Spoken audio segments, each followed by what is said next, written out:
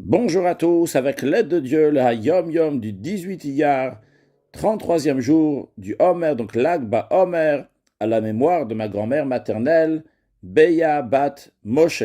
Tout d'abord, le rabbi nous dit qu'il faut étudier le Chumash du jour, le Tilim du jour et le Tanya du jour.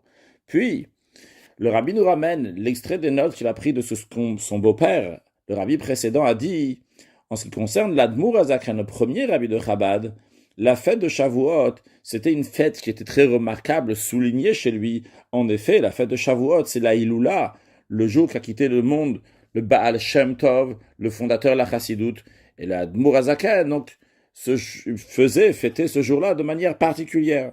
En ce qui concerne le deuxième rabbi de Chabad, l'Admour Haemtsaï, Rabbi Dovber, chez lui, c'était l'Ag Ba-Omer qui était une fête qui était remarquable. L'Ag Ba-Omer, qui est le jour de la Hiloula de Rabbi Shimon ben Yochai.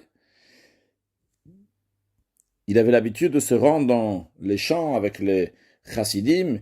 Il ne se lavait pas les mains donc pour manger du pain, mais il buvait du mashki, il buvait de l'alcool, bien que pour des raisons médicales, il n'avait pas le droit de le faire. Et en conséquence de ce jour-là, on assistait à de nombreux miracles. Et particulièrement, c'était lié avec des couples qui n'avaient pas d'enfants.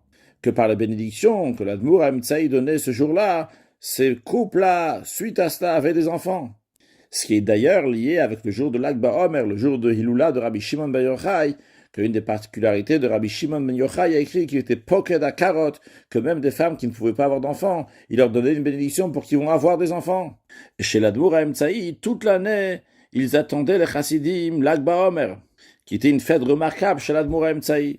À noter que chez notre rabbi aussi, le jour de l'Ag Ba-Omer, il y avait de nombreux miracles qui étaient liés avec des couples qui n'avaient pas d'enfants et que suite au brachot du rabbi, avaient des enfants, bien que pendant des années, ils n'avaient pas d'enfants.